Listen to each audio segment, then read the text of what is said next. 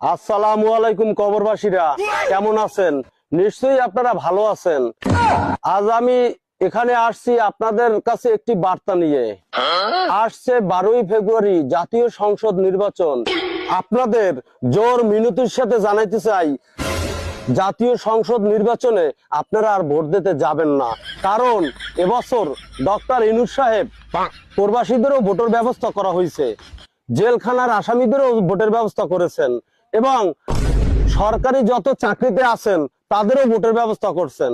এমনকি আমরা বাহিনীর যত লোক আছি তাদেরও ভোটের জন্য সুব্যবস্থা করে দিয়েছেন।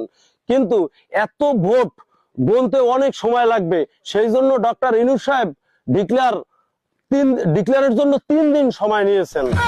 কিন্তু এখন যদি আপনারাও যদি ভোট দিতে ওঠেন তাহলে মনে হয় ভোটের ডিক্লেয়ার পাইতে পাইতে আমিও আপনাদের সাথে কবরবাসী হয়ে যাব।